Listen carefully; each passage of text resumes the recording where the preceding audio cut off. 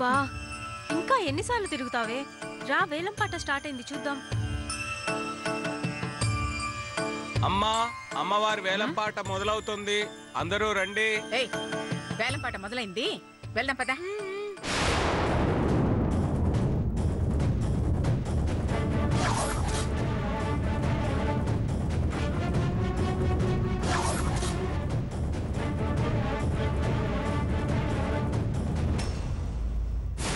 ఇది ఇక్కడికి వచ్చిందేంటి?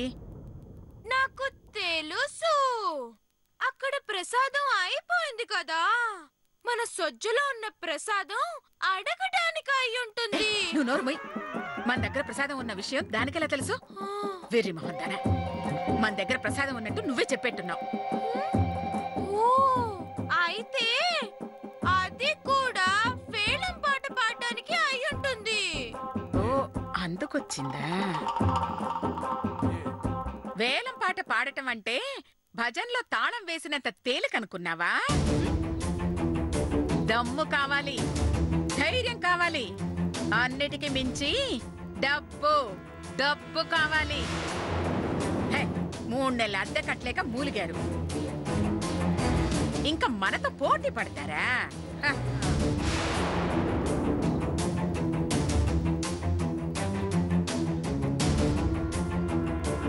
చూసింది చాలు, తల దించవే. ఇక్కడ నీ చూపులకి భయపడే వాళ్ళెవ్వరూ లేరు. వెళ్ళి పని చూసుకో. హే మధు, వద్దే, బురదలో రాయేస్తే అదొచ్చి మన మీదే పడుద్ది. నువ్వురా.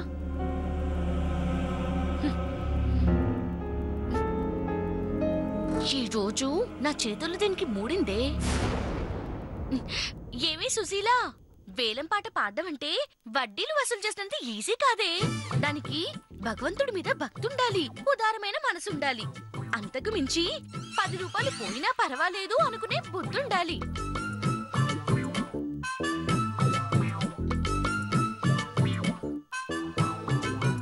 ఈ పిసినారి మొహానికి 10 రూపాయలు ఖర్చు పెట్టడమే ఎక్కువ. ఇక వేలం పాటకి 1000 రూపాయలు ఖర్చు పెడుతుందా? నా మాట విని ప్రసాదం తీసుకెళ్లి ఫ్రిడ్జ్ లో పెట్టుకొని 10 రోజులైనా తిను. టిఫిన్ ఖర్చైనా కలిసొస్తుంది. అత్తయ్యా, సేమ్ మీ డైలాగే చెప్పింది. ఒకవేళ అది సరిపోకపోతే గుడి ముందు కొబ్బరి చిప్పలు, గుడి వెనక చెత్త కుప్పలు తీసుకెళ్లి అమ్ముకో. అంతేకాని అమ్మవారి కానుకలు అప్పనంగా దోచుకుందామని చూసావో, నీ బుర్ర రామకీర్తనం పాడించేస్తాను. పెంజోరి మొహందాన.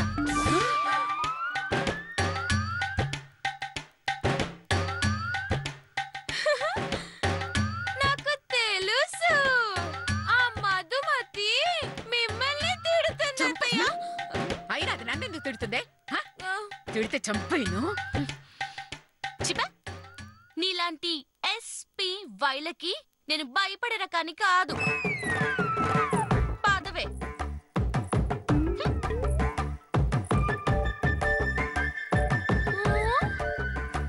ఎస్పీ వయ్య అంటే నాకు తెలుసు. తెలిస్తే చెప్పి చాపే. ఎస్ అంటే శవాల మీద, పి అంటే పైసలు, వై అంటే ఏరుకోవడం, అంటే శవాల మీద పైసలు. అది నన్నే అందంటావా? ఏమో, నిన్నైతే ఆ ప్యూన్ శవం దగ్గర నేను పైసలు ఏరుకోలేదు. మీ సంగతి నాకు తెలీదు. చాలే, ఆపవే. ఆ దండం నువ్వు నాకు చెప్పడం, దాని సంగతి తర్వాత చెప్తాను. పదెళ్దాం. పట్టుకో.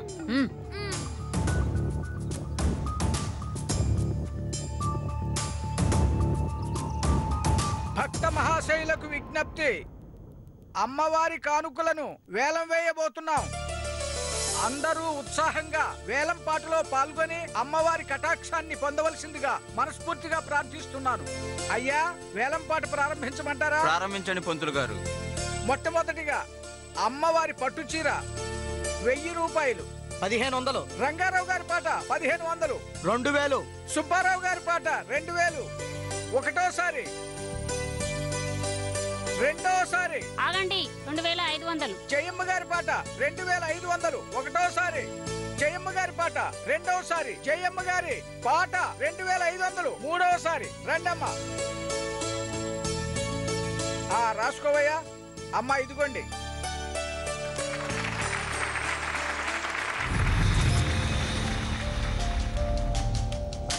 అమ్మా, దసరా సందర్భంగా అమ్మవారికి సమర్పించిన చీర ఆలయం వారి పాట 500 రూపాయలు. 600. రంగమ్మ గారి పాట 600. 700. రంగారావు గారి పాట 700. 1000 రూపాయలు. శ్రీనివాసరావు గారి పాట 1000 రూపాయలు. ఒకటోసారి. శ్రీనివాసరావు గారి పాట 1000 రూపాయలు. రెండోసారి. శ్రీనివాసరావు గారి పాట 1000 రూపాయలు. మూడోసారి. రండి సార్.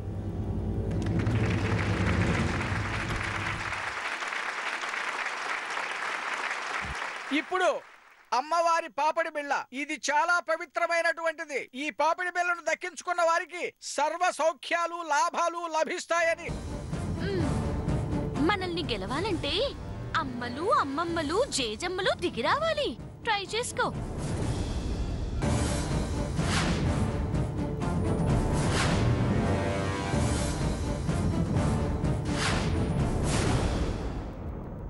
ఆలయం వారి పాట 6000 రూపాయలు.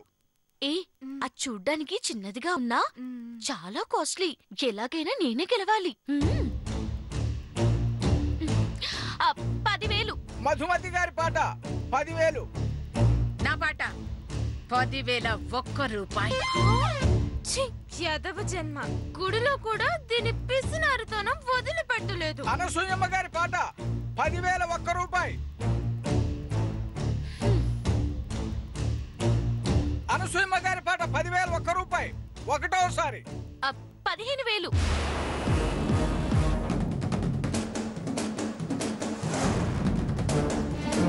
మధుమతి గారి పాట 15,000. మధుమతి గారి పాట ఒకటోసారి. 15,001 రూపాయి.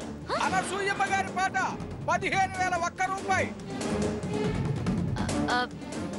20,000. మధుమతి గారి పాట 20,000. 20,001 రూపాయి.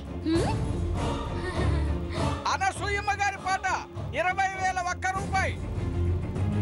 అనసూయమ్మ గారి పాట 20,001 రూపాయి. ఒకటోసారి.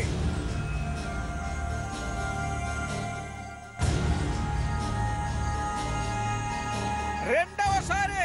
ఏమే, ఆవిడ పెంచినా నువ్వు పాడొద్దే. 30,000. మధుమతి గారి పాట 30,000.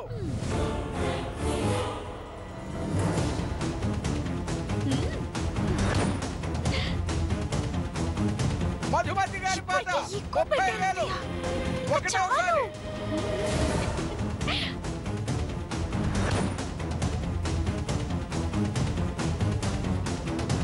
రెండవసారి. 40,000. 40,000. 40,000. 40,000. 40,000.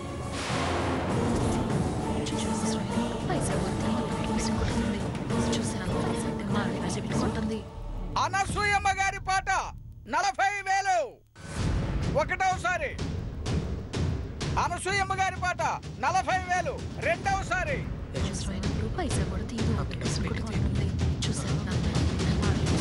అనసూయమ్మ గారి పాట 40,000. మూడవసారి. రండమ్మ తీసుకోండి.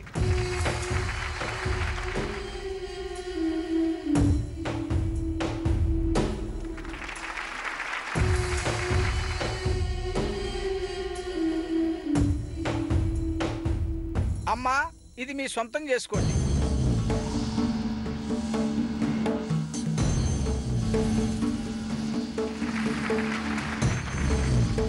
మీరెంతో పుణ్యం చేసుకున్నారు కాబట్టి నిత్యం అమ్మవారి శిరస్సు నుండే మహిమాన్వితమైన ఈ వెండి పాపిడి బిళ్ళ మీ సొంతమైంది.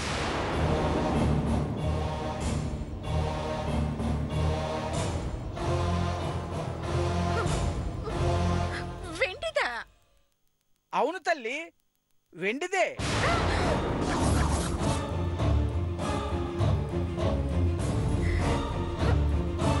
మరి వెండి దానికి 40,000 ఏంటండి? 40,000కు పాడింది నేను కాదు తల్లి, మీరే.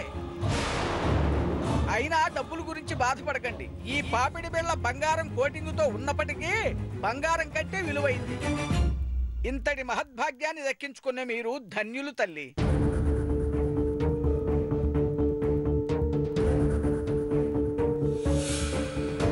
మీరిప్పుడు దీన్ని తీసుకుని అమ్మమ్మమ్మమ్మ, తప్పు తల్లి, ఇది అమ్మవారి అనుగ్రహం. మీ అదృష్టం కాబట్టి మీ దగ్గరకు వచ్చింది.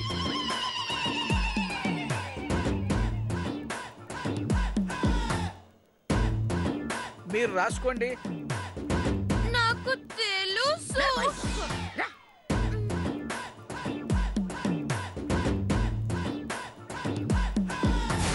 మధు, బాధపడకే. 40,000 అంటే మనం కొనలేం కదా.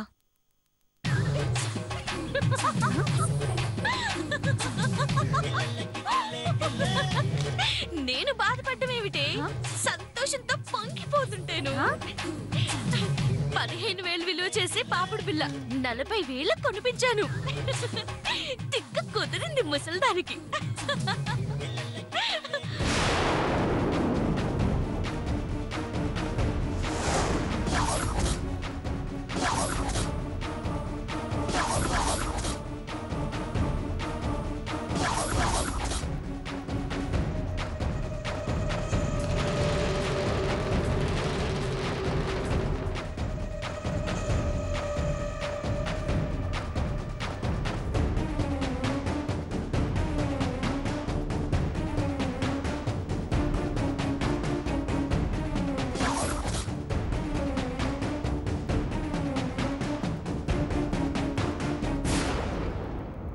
చాలా పెద్ద తప్పు చేశావే. నేను తప్పు చేయలేదండి. మీరు తప్పు చేస్తే ప్రాయశ్చిత్తం చేయించాను. లేదంటే నరకానికి వెళ్ళుండేవారు. నరకం అంటే ఏమిటో నేను నీకు చూపిస్తాను. రావే.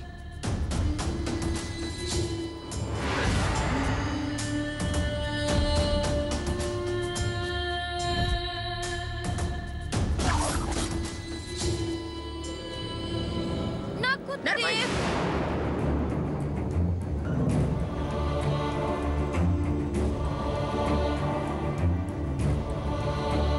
రా.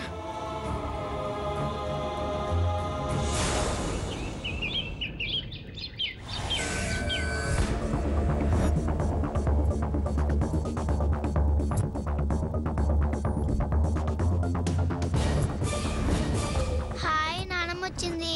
నానమ్మ నానమ్మ నానమ్మ, నా క్వార్టర్లీ ఎగ్జామ్ లో ఫస్ట్ ప్లేస్ వచ్చింది. నాకు ఏ గ్రేడ్ వచ్చింది నానమ్మ?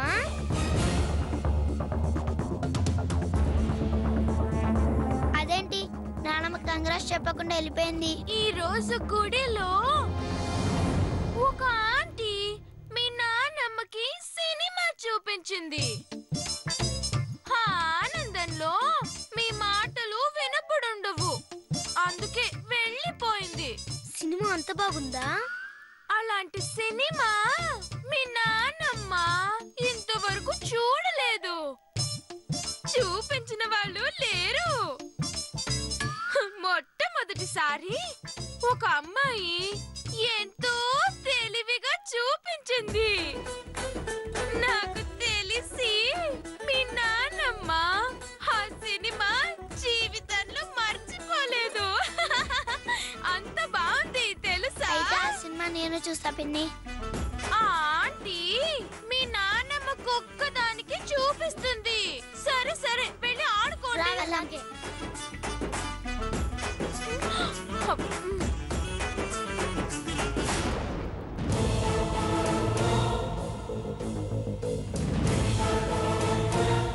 మంచినీళ్ళు ఇవ్వమంటారా అత్తయ్య?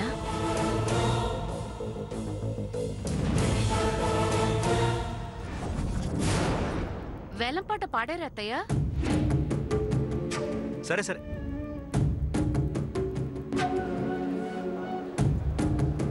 నేను మళ్ళీ మాట్లాడతాను.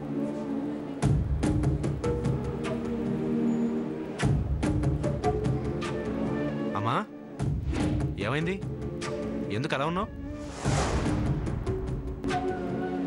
వేలంలో ఏమీ పాడలేకపోయావా?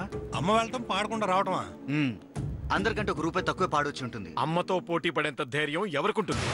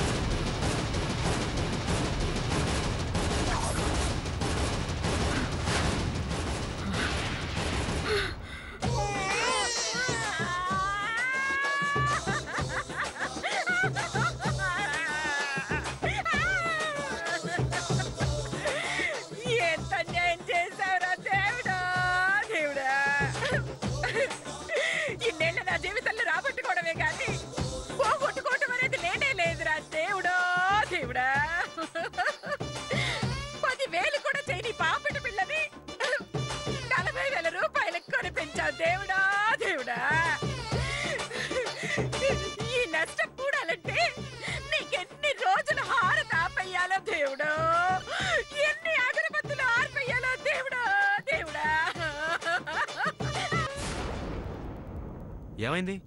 అమ్మ ఎందుకు అలా మాట్లాడకుండా లోపలికి వెళ్ళిపోయింది? నాకు తెలిసి మాట్లాడితే ఎనర్జీ ఖర్చు అవుతుందని లోపలికి వెళ్ళిపోయి ఉంటుంది. అలా అనుకుంటే రోజు మాట్లాడదురా. అది కాదులేరా, ఎవడో అప్పు తీసుకుని ఎగ్గొట్టి పారిపోయి ఉంటాడు. అదే అయితే మనతో చెప్పి వాడిని తీసుకురమ్మంటుంది, లేదా ఆస్తి లాక్కురమ్మంటుంది. అంతేగాని మౌనంగా ఎందుకుంటుంది? నా అంచనా ప్రకారం అయితే వేలం పాటలో చాలా విలువైందేదో తెచ్చుంటారు. దాని గురించి చెప్తే ఎవరైనా వింటారని సైలెంట్ గా లోపలికి వెళ్ళుంటారు. దాన్ని దాచాక బయటికొచ్చి అందరితో మాట్లాడతారు. లేదు, సంథింగ్ ఇస్ రాంగ్. లేకపోతే అమ్మ ఎంత కోపంగా ఉండదు. అవును, శిరీషోదన్ ఎక్కడా?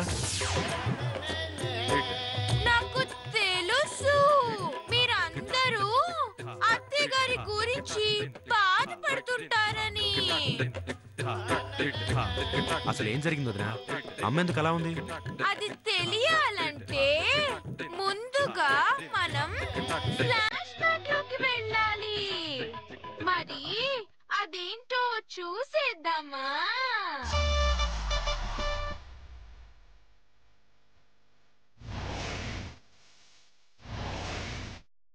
ఆలయం వారి పాట 6,000 రూపాయలు. 10,000. మధుమతి గారి పాట 10,000. నా పాట 10,001 రూపాయి. 40,000. 40,000. 40,000. 40,000.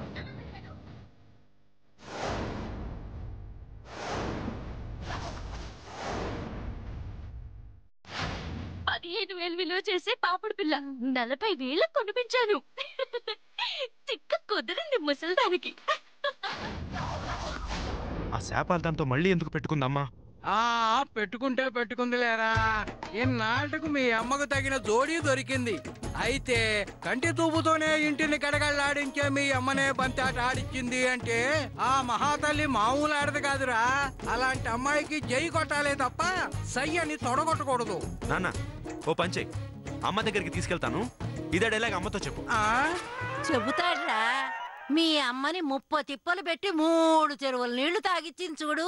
అలాంటి పిల్ల ఈ ఇంట్లో అడుగు పెట్టిన రోజున తప్పకుండా చెబుతాడు. నీకు వయసు పెరిగింది గాని వద్దులే, బాగోదు. అయినా అమ్మకి దాని సంగతి తెలుసు కదా, తెలిసేందుకు దాంతో పెట్టుకుంది. అత్తయ్య పెట్టుకోవడం కాదు, ఆ మధుమతే కావాలని అత్తయ్య గారిని రెచ్చగొట్టి పిచ్చిదాన్ని చేసింది. పాపం పిల్లికి బిచ్చం పెట్టని అత్తయ్య గారితో 40,000 ఖర్చు పెట్టేలా చేసింది. దాంతో ఏనుగు లాంటి అత్తయ్య గారు ఎలుక పిల్లలు అయిపోయారంటే నమ్మండి. చీ ఆపు, నీ దిక్కుమాలి పోలుగులు నువ్వును.